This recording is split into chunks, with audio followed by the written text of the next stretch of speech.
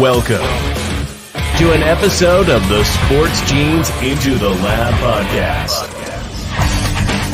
where sports analysts and experts dissect the latest news from the NBA and NFL, giving you a unique view on some of the hottest topics around your favorite teams.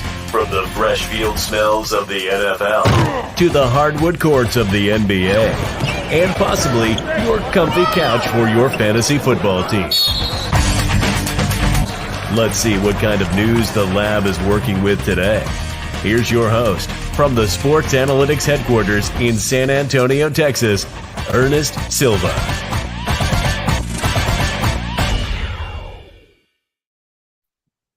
What is going on, guys? We've got breaking news happening in the NBA on a Houston Rockets night, prime the week before the NBA draft is happening. That's right, we are back. Three of your favorite sports scientists as of late. But let's talk about the man, the myth, the legend, the two-time ITL Pick'em champion. That is right, Kenny Cotterill. What's going on, buddy? Hello there. Hold the applause. Yes, I am here once again. Pretty much the new co-host. We'll probably announce that in the coming weeks. Really just excited to chat about some NBA, some NFL, whatever it is. I am a sports maestro, so I'll be fine either way. So let's have ourselves a good night. Absolutely no NFL tonight. It's all NBA action. You might know him as Eric Digital. Others know him as Eric. We know him as the Godfather. What's going on, Eric? Hey, what's up, Ernest? Thanks for bringing me on the show. Let's have some fun today. Let's talk some shop. As I promised before, I'll be on the show a little bit more frequently. So let's have some fun today. Awesome. As we have breaking news, we're just going to be updating, trying to get all the details. Christian Wood, breaking news. Christian Wood is gone. He's no longer a Houston Rocket. Sound the alarm. He is going to Dallas. So just going up the street here in the Lone Star State. We're going to talk more details on that trade as more becomes available. We know it's a multi-player trade and a draft pick of this year's caliber in the first round coming back to Houston. Probably more things happening for Houston later on tonight or this upcoming week. But we're going to start off with all NBA action tonight. But guys, trust me, that is not a glitch happening across your screen. That is right. That is our sponsor for tonight's show, Glitch Energy. That's right, glitchenergy.com. Glitch with a Y is where you can go, glitchenergy.com. Use the code BCMG for Blue Collar Media Group, the sponsor of tonight's show, on glitchenergy.com, 25% off your order today. All right. So we talked about the NBA action. We are going to be talking all hoops in August. That's right. The ITL Hoopathon, the second annual ITL Hoopathon happening in Cape Cod. It's powered by BCMG, but brought to you by Into the Lab. We are going to be working with Triple Double, our main sponsor here in Texas, as well as the Sims Academy. Courtney Sims, the MVP, former MVP of the G League himself, his academy. The all-stars of that team versus Triple Double Basketball, one of our main sponsors for ITL, up at Cape Cod. Go check us out. Donate, save up, donate online or donate in person there at the Hoopathon in Cape Cod. All right.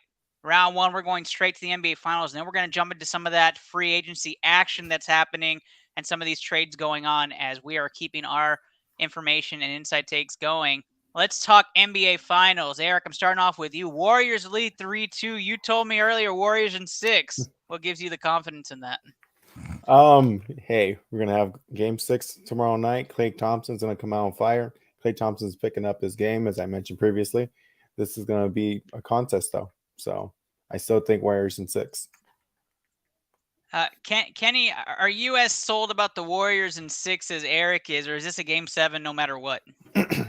Well, I had Boston in 6, so that's mathematically impossible at this point. Still hopeful of 7, but that was not a great game 5 by any stretch of the imagination. Boston's bench is non-existent the last couple games. Turnover-wise, they're brutal. Like Draymond Green's averaging a triple single, and like they're leading 3-2. So I don't know. I do think Boston's going to win 6. But game 7, I mean, at that point, like it's any man's game. Like you could have the Warriors. What's crazy is that they won game 5 and the Warriors were like 25% from 3. Like it was a terrible shooting night for them and they still won. So I'm a bit concerned. I'll stand by Boston. I never thought I'd say that in my life, but I'm in a lose-lose here with this series. So yeah, I think they win 6. After that, I would have to tend to lean the Warriors at home for a game 7, but you never know. Yeah, I actually really like that there's going to be a game 7. I'm going to take Boston to win game 6. I think Boston won't lose on their home floor, but I said it in the beginning of this series that if it goes to 7, you just don't beat Golden State in 7 games in the NBA Finals. It's just almost impossible until I read a very fun fact today. Was it that they blew a 3-1 series lead? No, is that Jason Tatum has not lost a game 7 the last 4 attempts by other teams, except when he lost in his rookie season to LeBron James. So Tatum is 4-0 since losing to LeBron James, and the Warriors are like invincible in game 7. So it's going to be crazy. All we need is Scott Foster to be the referee. That's it. And then we can really see what's going to happen. Because I just want this to go 7 because it's been as advertised. Like, this is a really good NBA Finals. Like, I know that it's no Kings versus Cavs, but like, this has been a really great NBA Finals matchup, and I don't know how anyone could possibly think that this was a boring Finals coming into it. It's a great Finals. I don't know. I think it needs to be like a 15-game series, according to TJ McKinley. TJ, shout out to you. 10-game series. 10 game. Doesn't make any sense. It ends in a tie, but yeah. I was expanding it a bit. That way he could get a little bit more action for the Finals. But we all know this is going to be over this week. Somehow, some way, we're going to have a champion that maybe, hopefully, Steve cares about. But guys, if you had to think about the Warriors winning or the Celtics winning, either way, however you want to see it, if it ended today, who's the Finals MVP in your eyes? And I'll start this one off with you, Kenny. Who's your Finals MVP currently? If I have to pick someone, it has to be Steph because they're leading 3-2. Like, I think if it goes the Boston way, like coming into this series, like I do a betting show, so I was looking at the betting lines coming in. Like, it was basically like Steph was minus like 130 and like Tatum was plus 100. And then the next closest guy is like plus 900. So coming into it, they're expecting it's either going to be Steph or it's going to be Tatum. I thought Brown had a shot to take it from him if Boston pulled it out, and then he was terrible in game 5. And then everyone keeps pointing to like Wiggins for his game 5 performance, which was great. He was the athlete of the day on my own show, but it's still Steph. Like, it's still Steph. He had 43 and 10. Like, game 1, he had like 21 in the first quarter. Like, it should be Steph if it is Golden State that wins this, and it should be Tatum if Boston wins. Yeah, I don't agree with your take, but I'm going to go to Eric before I give you mine. Eric. Kenny brings up a very good point. I mean, Steph Curry's been going off, but my MVP, if it ended today, would be Andrew Wiggins. Hey, he is providing so much for them, and they are. Thompson has not been the best. Curry had a terrible game 5. And like to your point, he's averaging a single, what would you say, triple double? Yeah, triple single. Green has made almost no impact in this Finals other than his foul trouble. Wiggins has stepped up. And I know he's not going to get it, but I think Wiggins deserves it. Yeah, if Boston ends up winning this series, all Jason Tatum all day long. I don't think it's hands down Jason Tatum. I'm going to troll a bit here. I think that if it's the Warriors, you have to give it to Draymond Green. There's no other person that had the theatrics or heart other than Draymond Green for the Golden State Warriors. And if it's not Draymond Green, it's Andrew Wiggins. And then in a far distant third, it's Steph Curry. I don't care if he scored 43 points in one game. He's not the Finals MVP. The Finals MVP is somebody who's a two-way player that's had impacts on both sides of the court. And that's, to me, is more Andrew Wiggins than it is Steph Curry. You can't honestly tell me watching those games that like Clay's not just missing a lot of wide open shots, because he is missing a lot of open shots. Well, yeah, because I saw him 3 for 17. Like, yeah, absolutely. But who has stepped in for Clay? Who has stepped in for Green? Who stepped in for them? Yeah. Jordan Poole's been good throughout. Gary Payton Jr. has been good. I know, but I'm just saying, like, if we're talking about who's contributing, like, this is an all-out Warriors effort. Like, you just have to look at their box score, and it's usually, like, 5 guys minimum are double-digit points, sometimes 6, depending on what happens with Payton. And, like, Steph's been the main catalyst of that. They lose that game 4 if it's not for Steph, and we're talking about a completely different Finals here, where they're down 3-2 heading to Boston. So I think when you factor that in, just because Steph didn't shoot great in game 5 doesn't mean that he played a bad game. If you watch that game, he was contributing from the distributing standpoint. Completely He was agree. playing some good defense. Like, I do think that we're not giving Steph enough credit. I think we're prisoners of the moment where we're like, oh, Wiggins was great in game 5. And now we talk about his defense and like, oh my God, is Wiggins the finals MVP? It's still Steph. It's still Tatum. It's a superstar driven league. And let's also face facts that the NBA is not going to give it to anyone but Steph after they gave it to Iguodala. Like, I just don't see a situation where that happens. Yeah, I think if Golden State wins, that's I think I told this to Eric offline. I said the storyline is if Warriors win, it's Steph no matter what. Like, Yeah. nobody can step in unless Wiggins goes off for 40 and 40 in game 6 and 7. Then how do you deny it, right? Or like that's your Great point. your guy. Let's move on here. So Jason Tatum has been the subject of conversation for most sports outlets, talking about the downsides of how he's played terrible on bad losses and how he hasn't really been that contributing star role except for one game for Boston's wins. Eric, I'm going to start with you on this one. Has Tatum shied away from the moment here in the finals for you? He has. He's a much better player than what he's currently broadcasting. I think it's just needs more experience. Once he continues playing during his career, he's going to gain more experience and get better. I think this is just a hiccup, and if he continues like this, then Warriors in 6. What about for you, Kenny? Is Tatum just shied away from the spotlight for you, or is it a mixture of just the Warriors have that second best defense in the league? I think we don't see Tatum scoring 35, and we think that he's been like terrible. Like, I don't think he's been terrible from like an overall play standpoint. Has he not scored as efficiently as you'd like? Sure. But Probably. Has he distributed well? Yes. Has he played good defense throughout the series? Yes. Has he contributed on the rebounding side? Yes. Like, I think he's doing all of the other things that need to be done in order to win.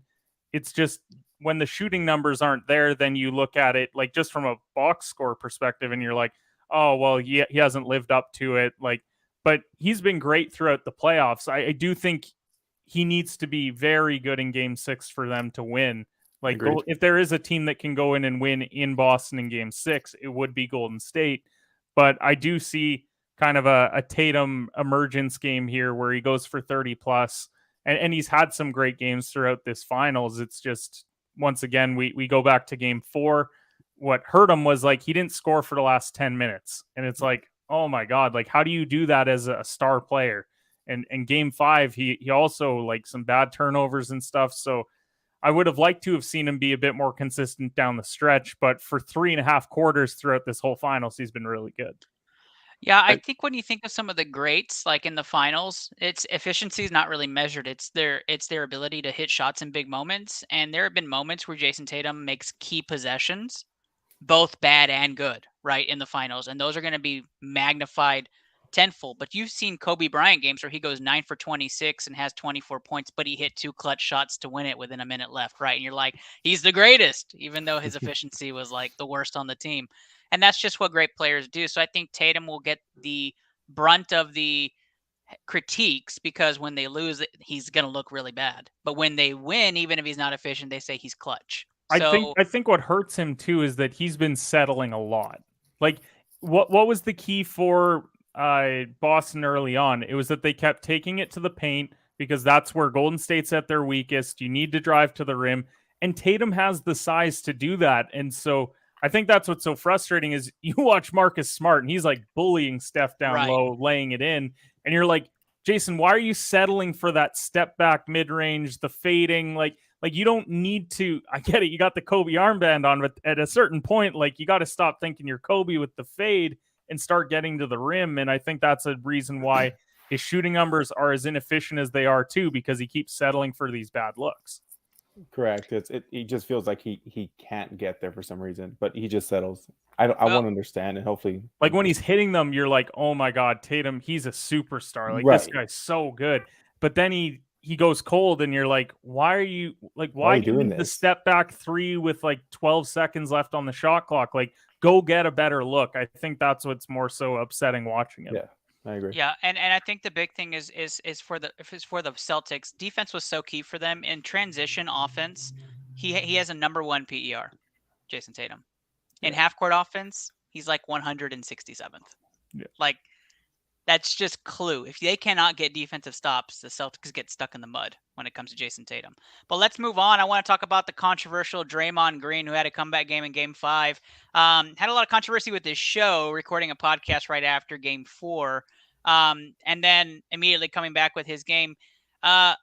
Kenny, as a podcast, with both of us having our podcast, the Competitive Hedge podcast, and then, of course, Into the Lab, you got to admit, we shouldn't put down anybody who wants to start a show, who wants to cover their own stuff, especially somebody who's a star. But is there like some critique to this, battling back to the media, saying, what are you fishing for, and not answering certain questions because he wants it on his show? I mean, doesn't it feel like a double standard with the NBA that you should be answering questions, but then you don't? Like, how do you feel about that? I don't know, like the whole thing with like Draymond and podcasting throughout, like I don't have a major issue with it because he made a valuable point where he's like, what do you want me to do after I go and lose? Do you want me to go and sit in my hotel room and watch the film, which I'm going to do anyways? Do you want me to go and sit there and be down and be upset that we lost? Or I could just do my own podcast? Because let's face it, like Draymond's been on TNT throughout the playoffs, throughout the regular season. Right. Like he's setting himself up for life after basketball to be a media personality is what it is, because we're already starting to see the decline of Draymond. He's not going to play until he's 40.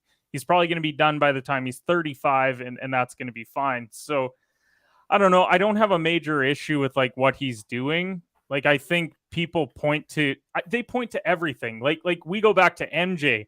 MJ went off to gamble in a casino after they lost to the Knicks a couple games, and they were like, wow, Jordan's not taking this series seriously. And he's just like, I just wanted to get out of the city, go with my dad and gamble a bit. What do? They come back and win. So everyone forgets it when it happens. No one would have an issue with him podcasting if they swept him.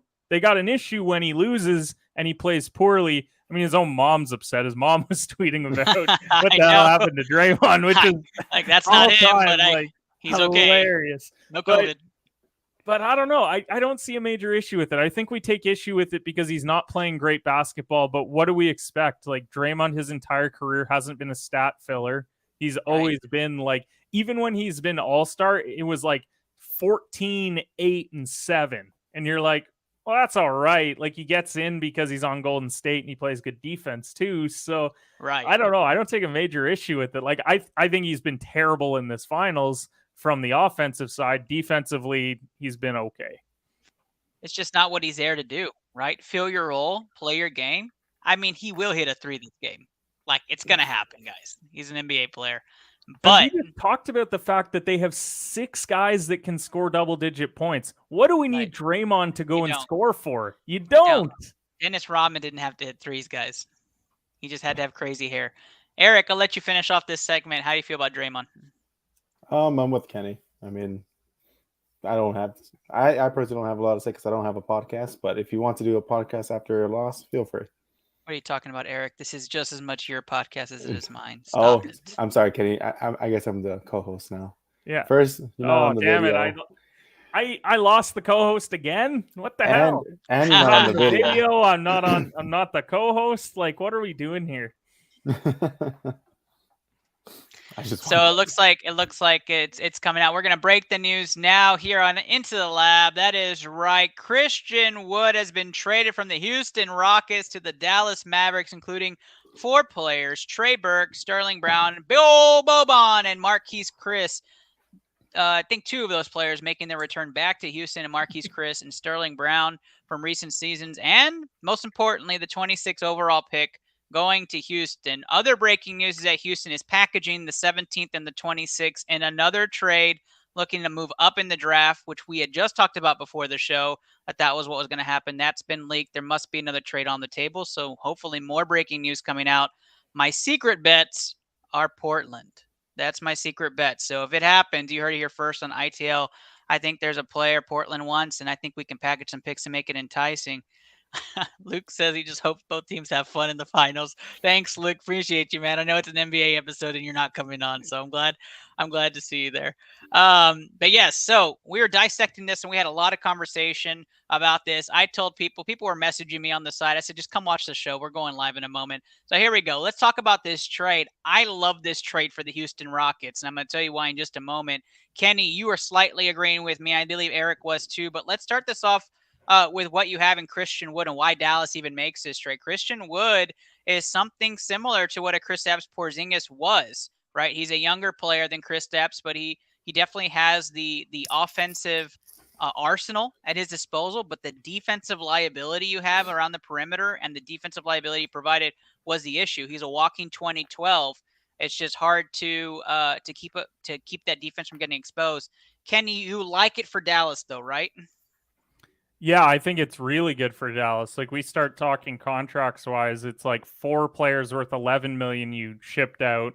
You're going to bring in Wood on like a pretty friendly deal, like for what he can produce. And so if you're Dallas, like this just begs the question of like, okay, what other move are you going to make this summer? Because the deal can't just be we're going Luka and we're going Christian Wood. Tim Hardaway was hurt. We'll bring him back. We got shooters and whatever. That can't be the end goal. And does that mean you're paying Jalen Brunson? Okay, that would be fine, I think. Or are you potentially looking at another team's player that might be unhappy, that might be looking to get paid somewhere? And Dallas, they don't have the most room in order to do it, but I think a sign and trade is possible if you're sitting in Dallas's shoes. And you have the player personnel, I think, in order to do that. There's a lot of younger guys, but there's also a lot of like solid pros. And so I think if you're Dallas at this juncture, you just had a great year. You went all the way to the Western Conference Finals, but you clearly didn't have enough because you lost in 5. So it can't just be Christian Wood. That doesn't take you past the Warriors. That doesn't take you past some other teams. Now you got to go and make that other trade or that other signing that's going to actually push you over the top, because you got a star in his prime that now has a second guy, but that could be your third guy. Christian Wood, I don't think that can be your second guy to win a title. I think that can be your third, though. And just to clear it there, right? Christian Wood on a $14 million deal on the last year of his contract. They did get the bird rights in the trade, so they have full rights if Christian Wood would have a contract season, right? Just go off. They can give him the max. Eric, I think you were going to ask who would be that third star, right? And that's a great question. We can go around the league and see which ones are available for that. And talk about that in a minute. But let's talk about the Houston side of this trade. Houston gets back Trey Burke. That's $3 million. Sterling Brown, $3 million. Boban, $3 million. And Marquise Chris, $2 million. You're looking at about $11 million in contracts coming back to Houston, and the 26 overall that's valued at about $3.5 million. But the big piece to that is that Houston gets all 4 players on contract years 2. So no money coming off the books for extension purposes for their big rookies from last season, and for any potential rookies they get this year or next year. That's huge for the Rockets. Tons of flexibility, not to mention the fact that John Wall's $47 million is the last year of his contract, so that rolls off your salary cap hit. Now you're looking at something like, aside from any extensions from any of your big stars you have on the team, 1 max player and some big assets coming back to Houston, which is going to be a prime run for Jalen Green, Kevin Porter Jr., and whoever else is left on this Houston Rockets team.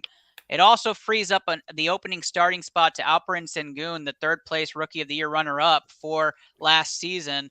Kenny smiles because he was so happy to see Sengun in that 3rd place spot right behind Jalen Green and Rookie of the Year. Who even knows Josh who won Christopher? last year? Josh Christopher is 4th. It's a damn shame. It's a damn shame. But guys, let's talk about the Rockets side of things. We all liked it, right? And I especially liked it as a Rockets fan and going to be in the war room next Thursday.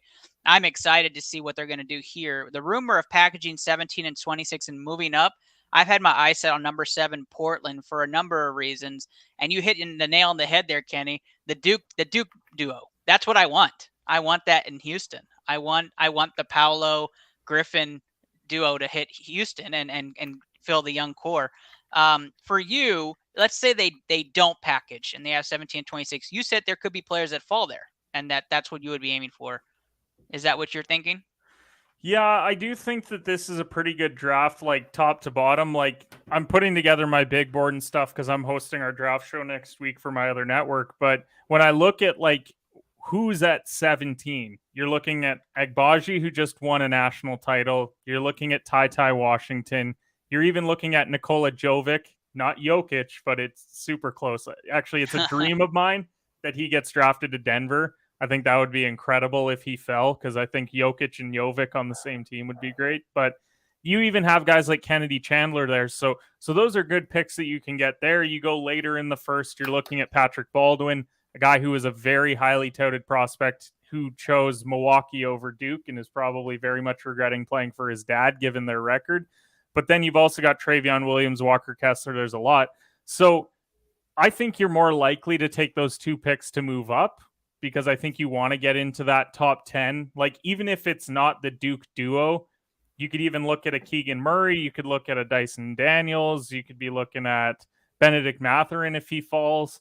Like, I think that there's a lot of potential there. So I do think that Houston made a good move here, because at the end of the day, you added a draft pick, and that's what you want right now. You're going to build behind veterans like John Wall and Eric Gordon and the young core. And I had to name those two because those are the only veterans on your roster. So Jayshawn Tate.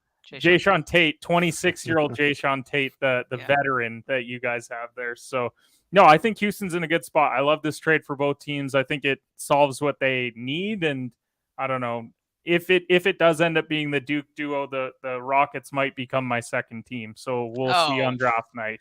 How could you not be co-host for season 4? It'll be my second team, because Kenny, those two. Here's my formal announcement. Okay, if the Duke duo goes to Houston, you're co-host next season of ITL. I'm in. It's done. Ring those alarms, everybody. BCMG guarantee competitive hedge and ITL teams up for season 4. I can't wait. For those of you who are saying, the Rockets got chump change for Christian Wood, right? On paper, it's chump change. It absolutely is, right? Who you get at 26 is who the value is in that trade, unless you really like personalities, and Boban was easily the better choice out of all of them. But if you have to think about what the Rockets got back, right, this is all chess. And for those who are playing checkers and wanting assets back for Christian Wood, this wasn't it, right? But if you package 17 and 26 together and move up in the draft, and we're able to get a lottery pick out of it in this, and that's what you measure the trade on. Your ability to cut all those salaries next season, get a lottery pick for Christian Wood. That is the trade. So hold on. It's not a final evaluation. If you said, hey, on paper, Rockets look like they got an F for this trade, right now you're probably saying F pending. And then what they do with the rest of it is probably where you're going to give your grade. So just wait, right? Depending. Yeah. Victor's on the way. All right, let's move on to round number 2. That's right. We're going to go NBA free agency. And of course, you might have heard the term better together. Well, we have a video for you as to what that means. Kenny's not in that video yet, but he will be as the future co-host of ITL. I'm not better together yet. But let's see what better together is for Blue Collar Media Group.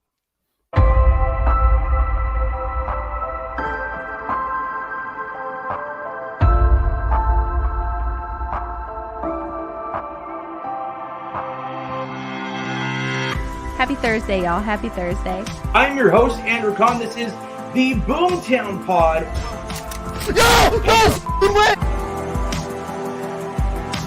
Add into the Lab Pod is where you're watching today's stream. Stuck him! It is Blue Collar Game Day. I am your host. I got a kill! Get out of my Welcome to episode 277 of the Official Butthole Podcast. Get him. Got him. Beautiful. Better together. Better together. We're better together. Better together. Better together.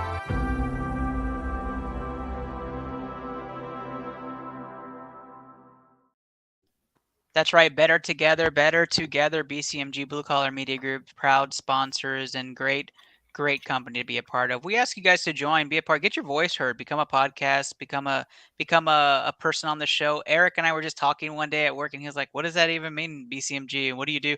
Now he's on here as a regular. Like, it just happens, guys. So be a part of the action. Come talk some NBA free agency, which is where we are going. That's right. We got some big names to talk about. We're gonna run through these and then talk about some of the bigger names that maybe are on our radar. As NBA enthusiasts, let's start with Bradley Beal. Bradley Beal is starting for which team next season? Let's go around the room. For me, I believe he's back in Washington as the man. I think he signs the big contract, plays for Washington, and leads that team, whatever roster they put together for him. Eric, how do you feel? I agree with you. I don't think he leaves Washington. He'll get that big contract, keeps the money, and just stays with the team. Hopefully makes a playoff run. Not this season, but in the future. Beautiful. Kenny? I'll go, just to play devil's advocate, I'll go a different route with it. So, question for you guys. I don't know if you would know this or not.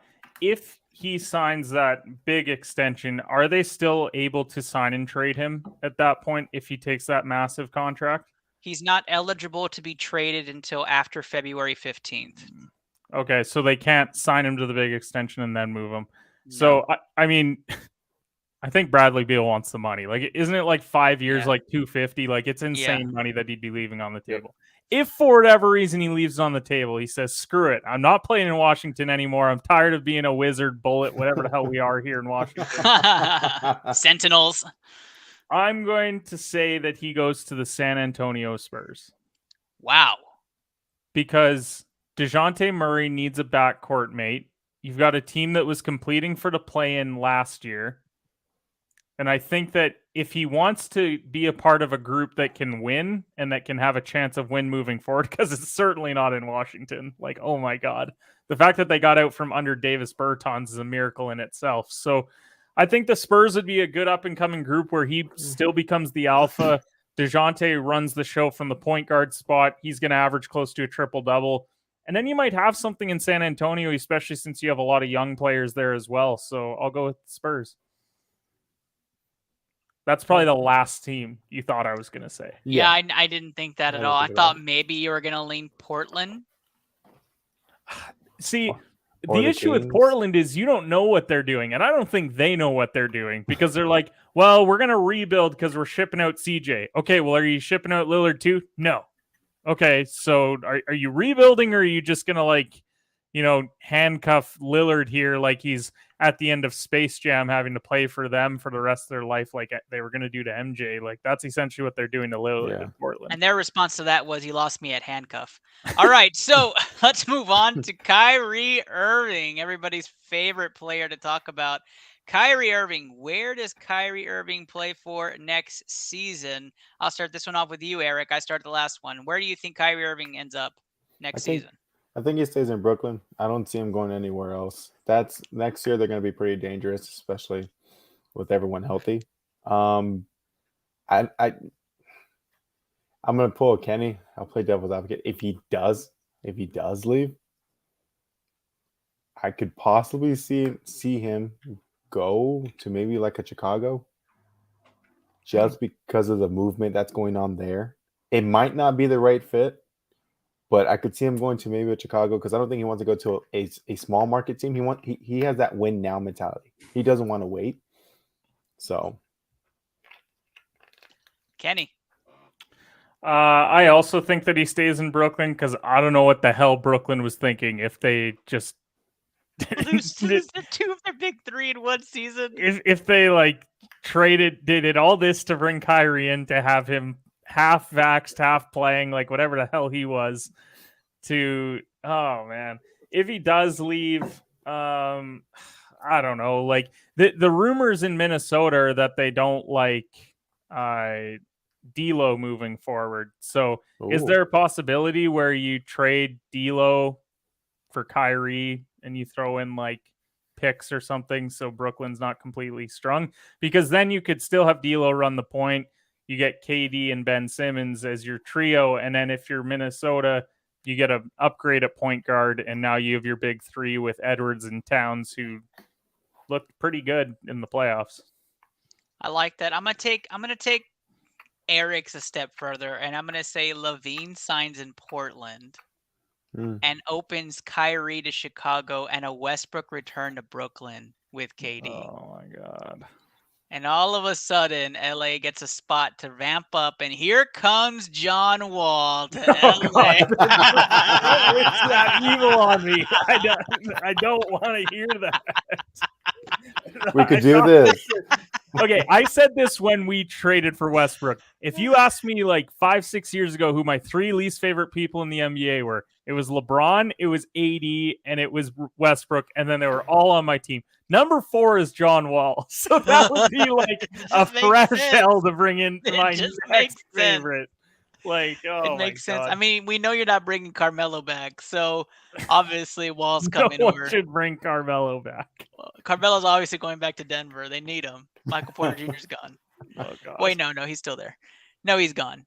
Who got traded? No, he extended. That's they what I thought. extended Okay, him, and then he had a back issue. That was a real great contract. Kenny gets to start a fun one now. DeAndre Ayton will be starting for the blank next season. Where is DeAndre Ayton playing?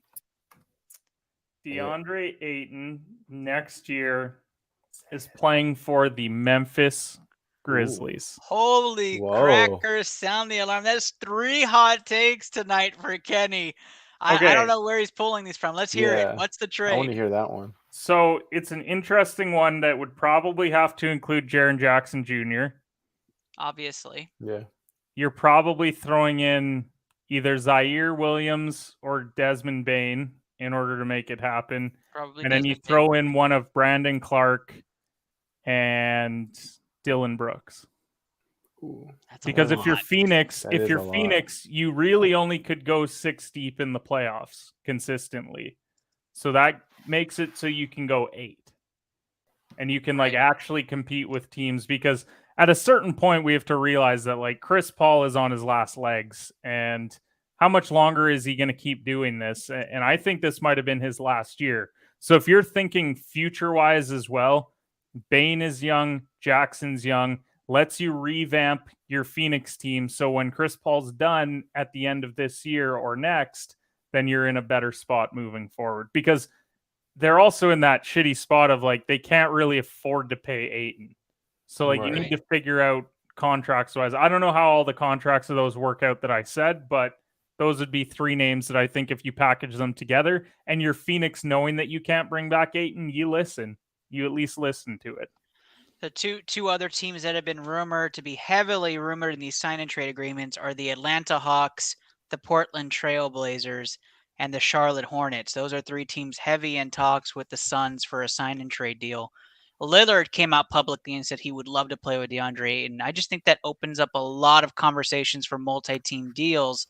I'm always going to link back to the Houston Rockets. They're the team everybody likes to kind of trade with right now because they're not looking to win, right? They're like the kings of the 2020s right now. Hey, do you want our 23-year-old that might have some potential? Yeah, sure, we'll take him. We'll throw in a second-round pick. All right, we're in. Go send him to our G League championship team. You get the 29th pick in the first round. You're in. I mean, we're not as bad as the Thunder yet, but we are accumulating picks quite rapidly. To be honest, we need a whiteboard in the background of just OKC picks compared to Houston picks. The connection of picks that we all accumulate. We have 16 and 18 for the next 4 seasons. We're going to get to a season like in 2025 where it's Houston, Oklahoma City, Houston, Oklahoma City, Houston, Oklahoma City, and Jalen Green. And next thing you know, Eric Gordon comes back to the Rockets. Yeah, I think a fun name that we're not going to talk about tonight is Shai, because Shai Gilgeous-Alexander is saying he's done with the rebuilding thing in Oklahoma City, and they're obviously not close to being back in relevancy. So that's something interesting to watch during these trade rumors. But intrigued that Atlanta is not only in the Rudy Gobert talks, but also the DeAndre Ayton talks, because they're obviously looking for a big to upgrade from Collins and Capella. Let's go to a fan favorite of the shows. That's right, James Harden. James Harden came up. I'm going to bring it up. So, did Eric say where Ayton was going? Did I skip you, Eric? That's okay. Nope, it's not okay. No, where's Ayton going? Where's Ayton going? All right. I did say the Jazz, but it could be possibly the Hawks. I see him going to the Hawks for Capella, John Collins, or maybe the 16th. if we're talking about one that I really like, it's actually one that Ernest mentioned in Charlotte. Yeah, I like that a lot. I think so. subtly threw it in there. Did they hire their coach? They hired. Yeah, it's Skeeter. They hired Atkinson, didn't they? Atkinson. It's Atkinson. Yep. So with Atkinson, if you look at their contract situation for this upcoming season, well, you got Montrezl Harrell off the books, which probably for the best. Yeah, that's done. Probably for the best, facing 5 years for some pot. Yeah. Miles Bridges is up for an extension, but do you keep Bridges knowing that you could get Ayton and knowing that you already have Oubre and Gordon Hayward? What's Bridges going to cost you, though? After the season that he just had, 5 years, 170, he's going to get a bag. From what's that's their expensive, salary dude. cap at though? So they're currently sitting at 108 without Bridges' contract. Oh. So that would basically take them into that territory. So Yeah. if you decide, you know what, Bridges, we're letting him walk, then you go the situation where like your rotation moving forward is you've got LaMelo Ball, you've got Oubre, you've got Rozier, you've got Hayward, and then you could have Ayton. And that's your 5. And knowing the way that LaMelo plays, Ayton's kind of that perfect guy to play with LaMelo. I mean, just know that they're already in the luxury with Bridges. Like, Well, has he signed his extension though? no, but when he does, because they have bird rights, it's the only reason they can. But they're already but 20 that's what I'm million. saying. You let him walk. You don't. Oh, you're pay him. saying to let him walk. Either that, or you have to sign and trade, and you send Hayward back to Phoenix because Hayward's the contract Right. here where he's owed 30.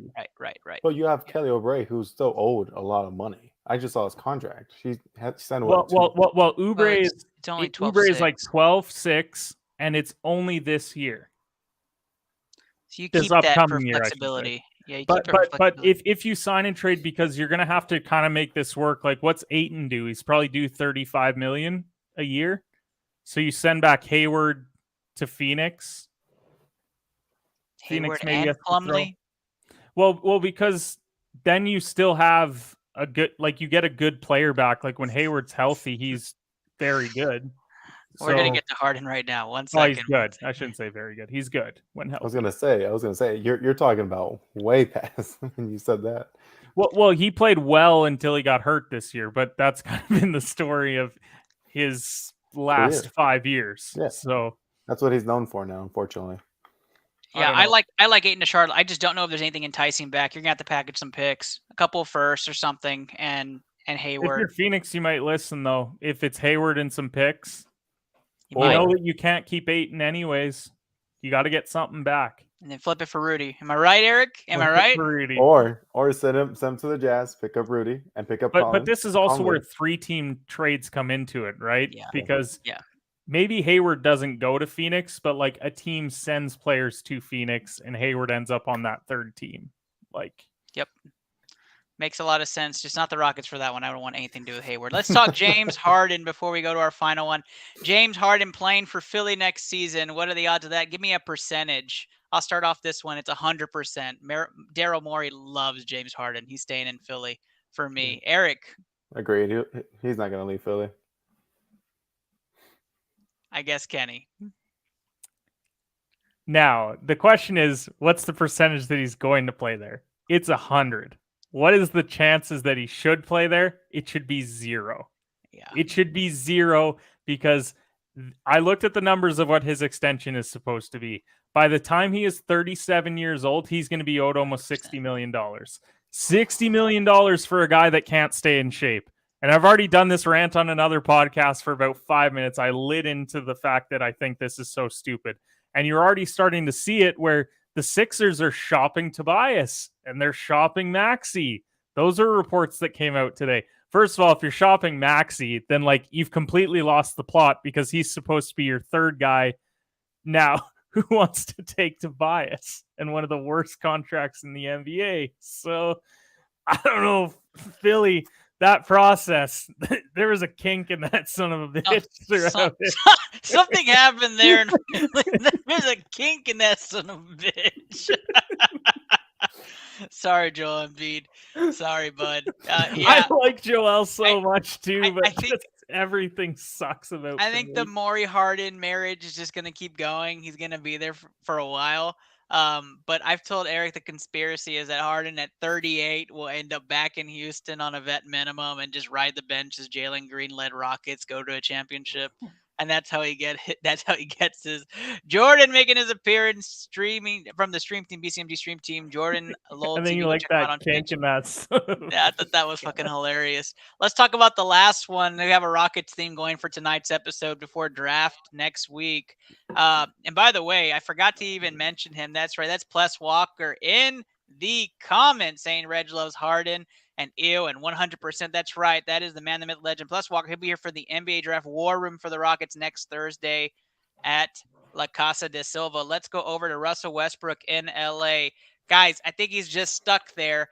But I have my rumor. I have what I would love to see is that Irving ends up in Chicago, Levine ends up in Portland, Westbrook ends up in Brooklyn, and Wall ends up in LA. But realistically, right, without that carousel of madness, where does is Westbrook just stuck in LA?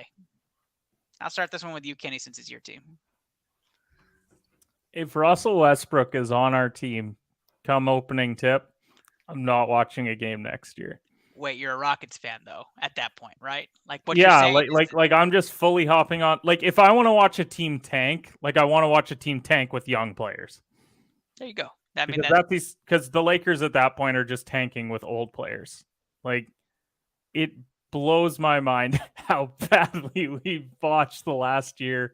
And it made me so mad when we did that last year. We have no perimeter defense still. No end in sight of how bad this could be. And so, yeah, if Russ is there, like, I might tune in like January and be like, oh, how's things looking? And then I'll probably shut it off after 10 minutes. So. Yeah, like if Griffin and Banchero goes to Houston, Kenny and I will be riding the Rockets hype train all year. I'll do Rockets lives like every game and just sit there and watch Rockets games. Like, I don't even care if you're losing by 30. I could at least watch guys that can run up and down the court still.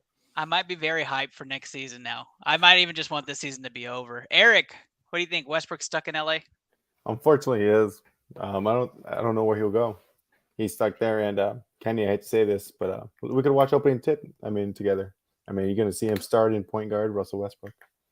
God. I am so hyped to say that LA may hit a wall and literally mean wall later on this season. All right, guys, let's move on.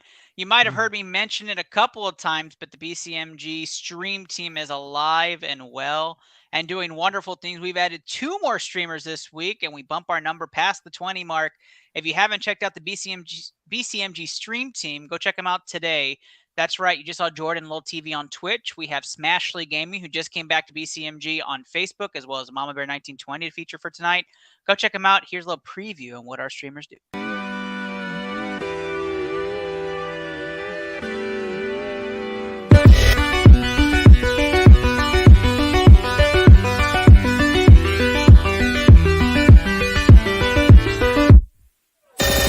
And then you can access your stream deck with your mind. Dim our key lights, bro. Connect to your stream deck via catheter. Oh! Yo! Clip that! Clip that headshot! On the ladder. You got both of those. One more down. I got it.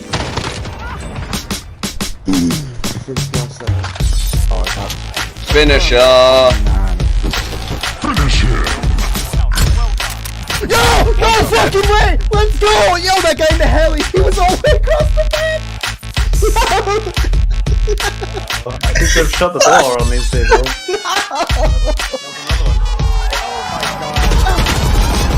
Oh my god! That flick! Tough battle. Got him. Beautiful. Another handful down. That's it. Okay.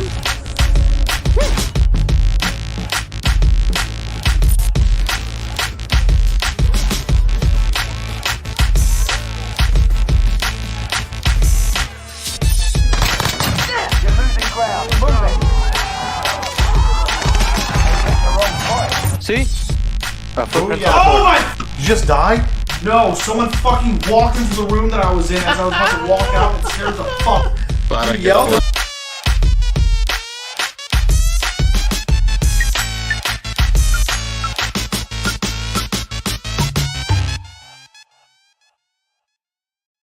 All right, let's jump right back into the war room. The final 10-minute countdown. That's right, the BCMG stream team. Go check them out today. Tons of great content. BlueCollarMG.com to go see all the names you can look for on Twitch and Facebook Gaming. The NBA Draft War Room. We have been teetering with who we think's going 1, 2, 3. We also have been talking about Jaden Ivey. Let's talk number 1 overall. I think we all have different selections for this, but I could be wrong. If you are the Orlando Magic GM, we've had time to think about it, right? Who do you pick at number 1? Here's your final offer because there's no show next week. Who do you pick number 1 overall? Kenny, who's your selection? It's Jabari Smith, and it's not close. I think it's actually pretty obvious that he's going to go 1. All right. So Kenny says Jabari Smith, and there's no other option but that. What about you, Eric? Likewise, I say Jabari Smith. I'm gonna follow Kenny. Come on, you're not even gonna teeter a little bit from Kenny? It just look. I cannot see Chet going number 1. I honestly feel like Chet might fall down, and I don't think you're like me saying this is gonna be bold, but I can see him falling down maybe after 3. I don't see. He's too skinny for this NBA. He needs to put massive weight. He needs to learn maybe a little bit better at a jump shot because he won't be able to bully down there. He looks like another DeAndre Ayton because that's how DeAndre Ayton looked like. All he had is just long arms. He's able to dunk it, and now he's developing a jump shot. So plus says Jabari, and it's a mistake. And so I'm going to play devil's advocate with this because I'm not going to put Jabari number 1 overall for my selection for the Magic. It's Chet Holmgren. Chet goes number 1 to Orlando. You keep 2 Gonzaga guys coming from systems they played with. They didn't play together, but they come from systems they play with who have familiarity, and you plug them on a team and you build around the core. I just think I think it's really dumb, but it's Orlando. Yeah, and they absolutely want to go big, knowing Mo Bamba's out. That there's no definites in this. Like just because he's minus 500 doesn't mean that he's going. But if you're Orlando and you've got Mo Bamba and Wendell Carter, and you decide we're also going to draft Chet Holmgren, then boy, I don't know what you're thinking at this point. You have to go wing player. I know that you basically just have Mo Wagner, who they want to play at the 4, and Smith plays the 3, and it slots in perfectly with what you want to do. So I think that's why he should go. But you got to think that Chet can play 4 because he's not going to be bulky first year. So yeah, but he plays 4 might be worse. I'd almost rather have him at 5. But I guess to an extent, right? Because he's not going to be able to pair up with the Joel Embiids of the world, right? He's going to get bullied. And so you play him at 4 defensively, and then who you put at 5, like a Chuck Hayes guy. But my thing is, look, Mo Bamba is going to demand money, and if I'm the Magic and I can't afford it, I'm picking Chet all day. Well, they won't pay him because they've already paid Wendell Carter, or someone paid Wendell Carter, as far as I know, for the next number of years. So they wouldn't want to pay him moving forward. Yeah, even though it's the wrong choice because that's a Texas Longhorn. Let's move on. The Oklahoma City Thunder are at number 2. And for me, it's a different board already than Kenny and Eric. But guys, you're the Thunder. You're looking at the top picks overall. Who are you taking? Eric? I'll take...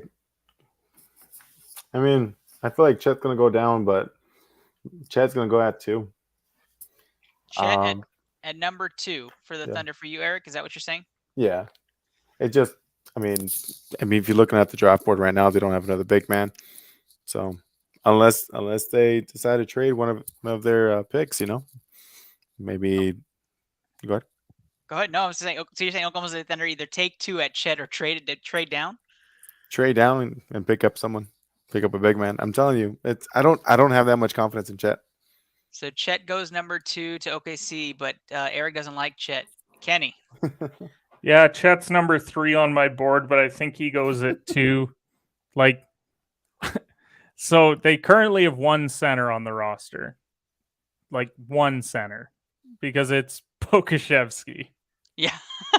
Because, unless you want to call Derek Favors a center, but I consider him more of a 4. I think you have to take Chet. Like, you're just filled with guards and like guys that want to play the 3 spot. Like, what are you going to do? Play Paolo at 4 and Pokashevsky at 5? Like, I like that. I just think it's so obvious that it has to be Chet here, but like, I don't necessarily agree as much on the size thing, because I do think that he will put on the weight, and the thing that helps him is the fact that he has a handle for a big man. Like, I think he's going to be okay offensively, and he'll still get his blocks, because I think he's very crafty in the way that he does it. He doesn't jump off his feet going for swats. Like, he plays it really well, feet on the ground. Like, so I think Chet's going to be fine. Like, I don't think he's the best player in this draft, but OKC should take him. Yeah, and for me, it's Jabari Smith for the Oklahoma City Thunder. I think if Jabari doesn't get selected at 1, OKC says, hallelujah, taking the star, the next KD, the next big name. What are you thinking, Magic? This is Michael Jordan falling the 2 all over again. We're taking Jabari Smith, and they're going to pick too big of a name to take a risk on anybody else if Chet has gone at 1 to the Orlando Magic. And that takes us to our number 3 spot, which is our favorite pick, really. That's really where everybody wants to be, is number 3. And the Houston Rockets own that number 3 pick overall. That is correct. The Houston Rockets then go on the clock and say, guys, the guy that we have number 1 on our board anyways, that's right, Paolo Banchero ends up in our lap here at number 3 on my big board. He's number 3, the best player overall, going to a position where right now looks like it's set in stone. He met with Rafael Stone today, and all of a sudden Christian Wood gets traded. Coincidence? I think not.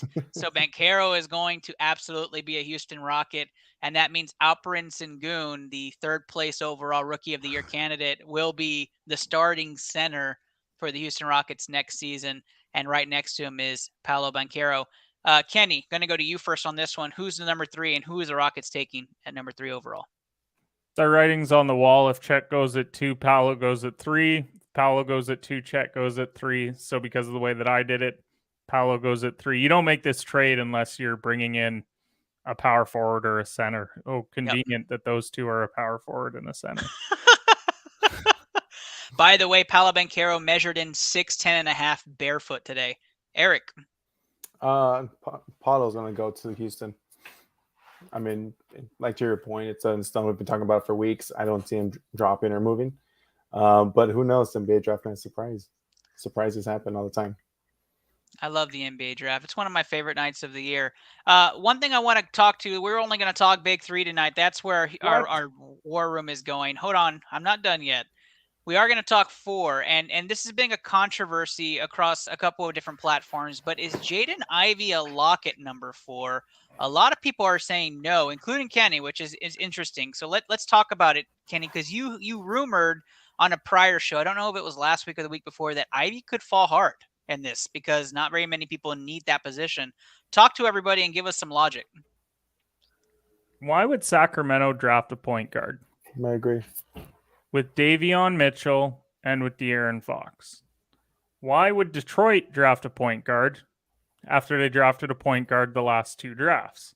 Why would Indiana draft a point guard with Brogdon and Tyrese Halliburton there? Why would Portland draft a point guard when you have Damian Lillard? New Orleans at 8?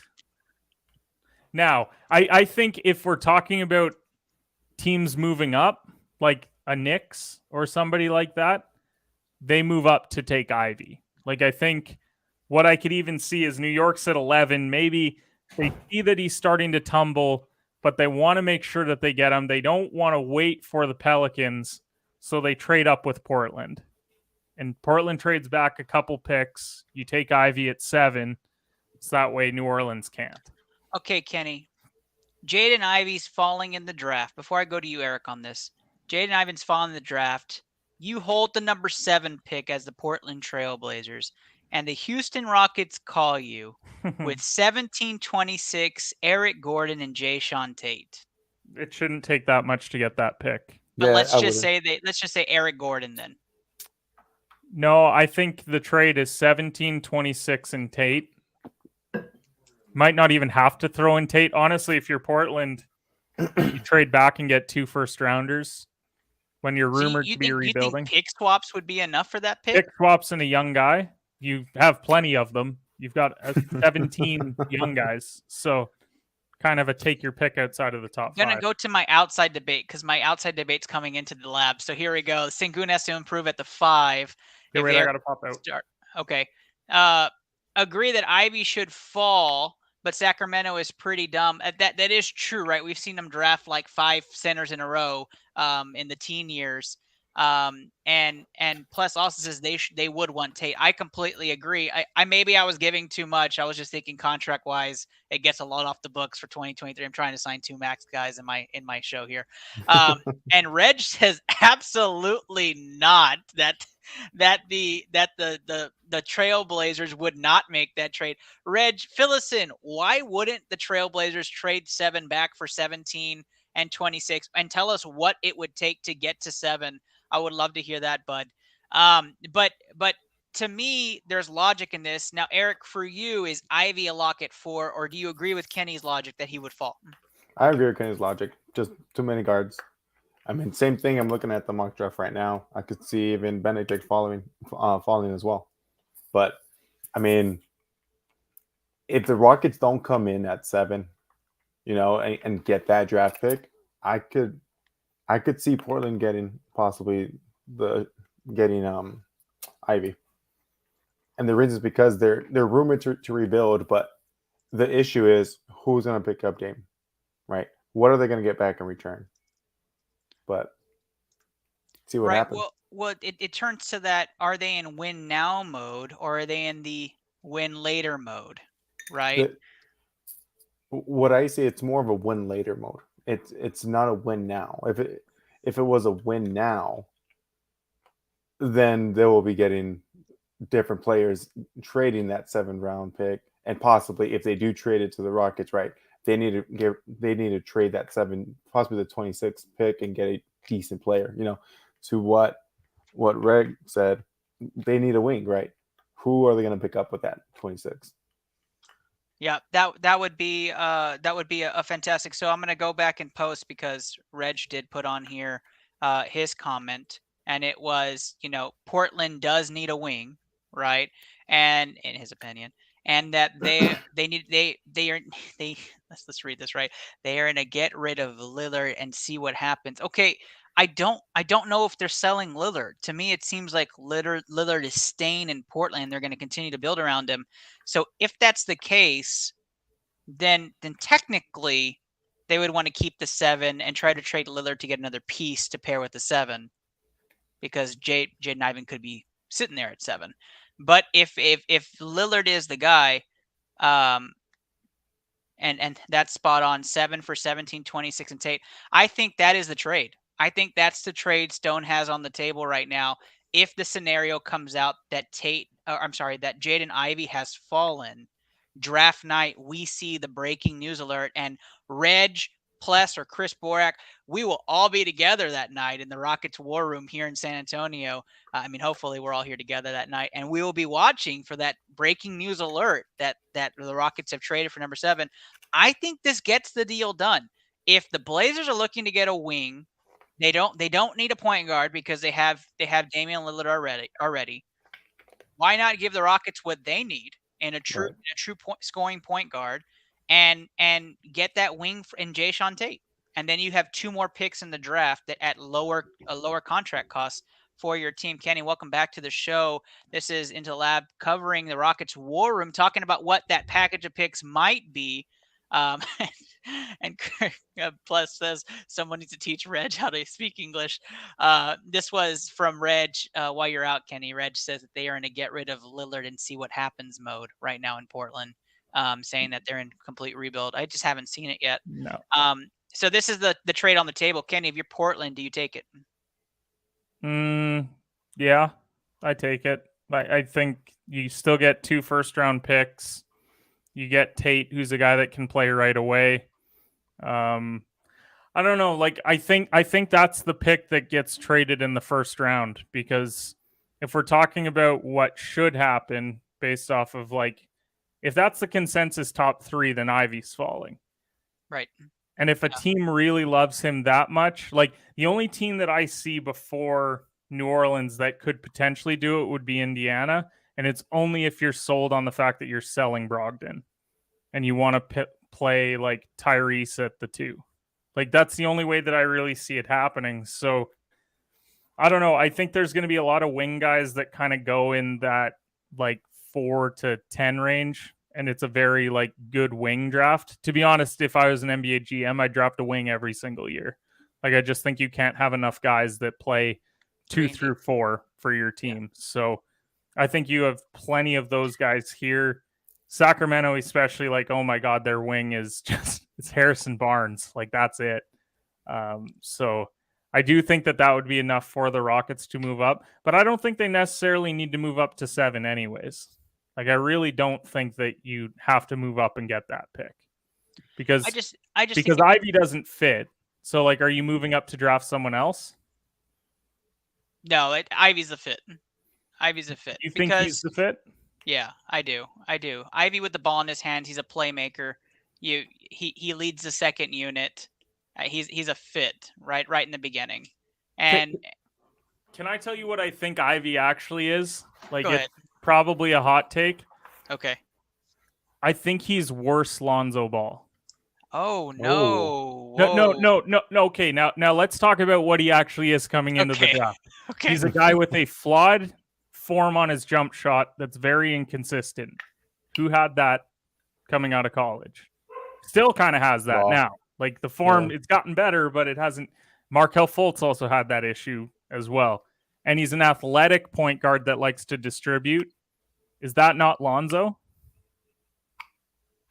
Similar. I just think there's pretty good more defender. But okay, so if we take that aspect though, who was when I watched Jaden Ivey play in college, there was a clutch factor, there was a ball handling, playmaking factor. I mean, he showcased that ability in college. Lonzo showed that too. I think it was a bit higher than Lonzo though. Lonzo, when he's hitting step backs against Oregon, when he's doing like he was a dude on a good team on an offense that played very fast, which is what Ivy did. The only difference is Ivy played in a system with Trevion Williams and Zach Edey, who are both very tall guys, so it could make things a bit cluttered. So all if we I'm go back saying to my is, original take then, and you make this trade and draft Griffin.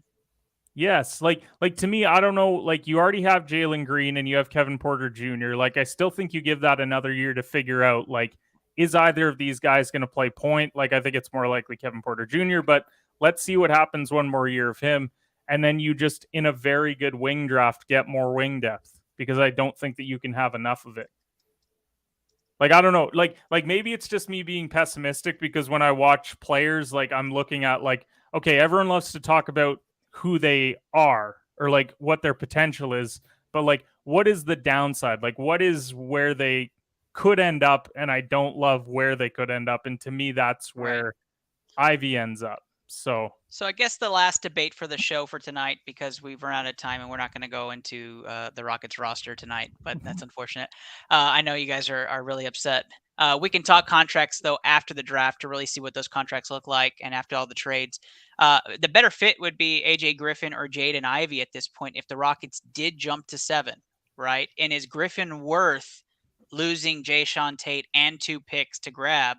And is that enough for your fillback of Christian Wood? Because that's essentially grading your Christian Wood trade is who you draft in this draft. And so is AJ Griffin worth it at 7? And that comes back to, does him and Paolo obviously having that chemistry from Duke fit right into the Houston Rockets system with Silas?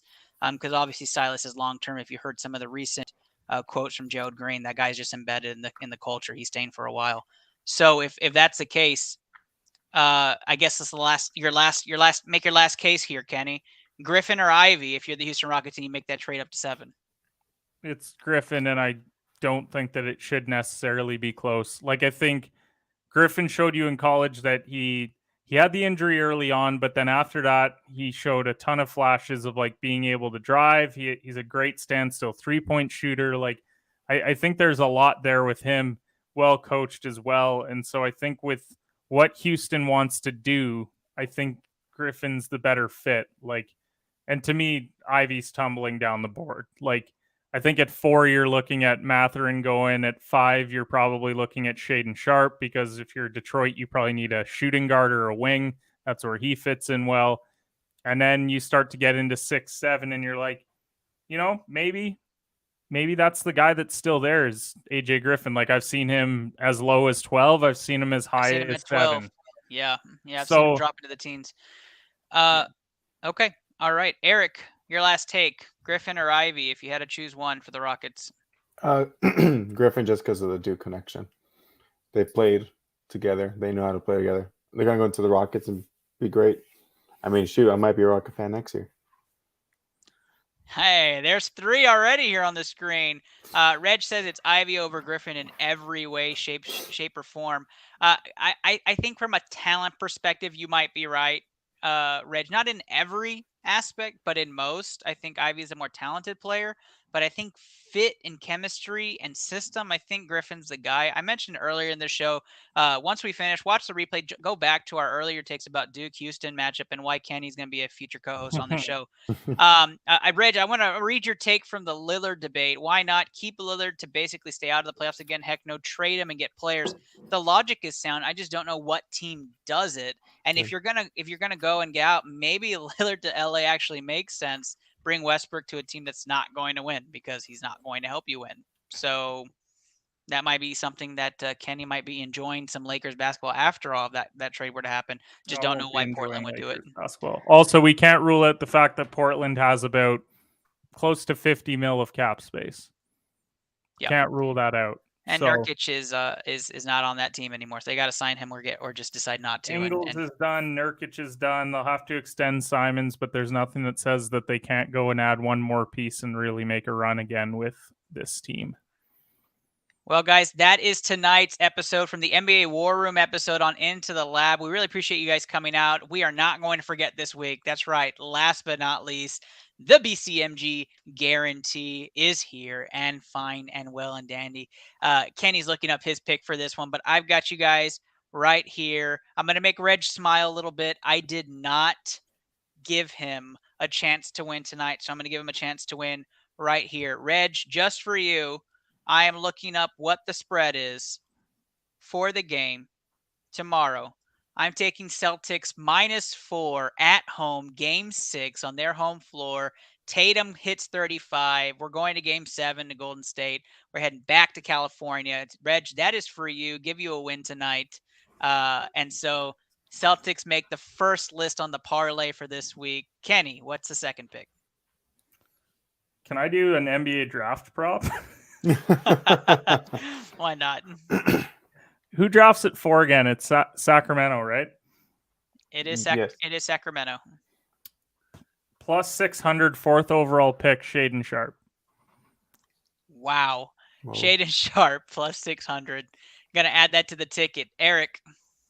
I'm gonna go off of your basketball one. I'm gonna say Andrew Wiggins over 18.5. I thought that he was going to say Andrew Wiggins Finals MVP. I was like, okay. Hey, that too. That too. And +1,600 on Andrew Wiggins Finals MVP. I'm gonna make this interesting too, Ernest. If you want to add it, Green makes his first 3 tomorrow. Yeah, Green first 3-pointer or not first 3-pointer of the game, but his first 3-pointer of the series. Andrew Wiggins over 18.5. Kenny says +600 for Sharp at 4. And we are taking the Celtics to cover -4. Put that in a parlay, bag it somewhere in some back end sort of. Also, this needs to be noted because when we talked last time when we were on the show, remember how Jabari Smith was -500 to be first overall? The odds on him to be first overall now are -150. What I say about the Chet train? It's coming, guys. It's coming. So this is what we do. My parlay that I'll put in for the show is Andrew Wiggins Finals MVP with Jabari Smith 1, Chet 2, Paolo 3, and Shaden Sharp 4. $10 to win 4,300. There you go. Easy money. Chump change for most. Chump change for most. If, Kenny, if that hits, I'm coming to Boston. Oh, there you go. You've heard it here. That's breaking. That's like the 4th breaking news for you, Kenny. Oh my goodness, you're on a roll. You notice how I keep doing parlays that are like +40,000 to hit? I will tell you this before we get off, and I let you guys sign off. I did a a prop bet parlay with Jason Tatum last game. And I was very close until he just bombed the fourth quarter and it didn't happen. But I needed 35, 11, and 9 and a Boston to cover 3.5. And they were I think they were up by 1 or down by 1 going into the third. And he had 22 and he had 11, or he had 22, 10, and 8 or something. I was so close, and that was 7,600 to pay out. And it was just ridiculous, and I was so close. Anyways, Eric, tell the people where they can find you. You can find me on Twitter at EricDigital94. I'll be coming on the show quite frequently. There's no show next week, like Ernest said. So me and my co-host Kenny will be hosting next week. Breaking news. I don't know if you want to sound the alarm for that, but absolutely. Absolutely. You can find me on EricDigital94 on Twitter. ITL going crazy next week. ITL going crazy. Kenny, talk to people where they can see you daily. So Eric will be hosting solo next week because I'm hosting my own draft show next week. You can follow me on social platforms at CompEdgePod. Wrote an article today talking about the U.S. Open, coming off a 16-unit week there on the golf side. And then haven't been hitting on a lot of our parlays and props lately, been on a bit of a cooler, but nonetheless, we'll be live tomorrow morning at 8:30 a.m. Eastern time and on weekends at 11 a.m. Eastern time to chat some sports. And as always, it's a ton of fun, Ernest, and I will see you next week.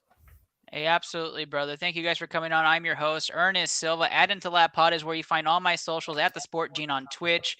Guys, appreciate everything. Hope you guys have a great night. Good luck on your bets this week. Go Houston, as we see some of those trades go in, and we got 2 new Rockets fans in the building.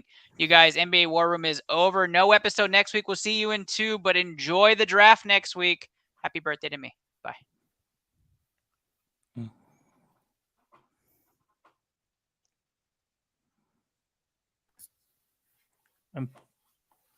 Absolutely.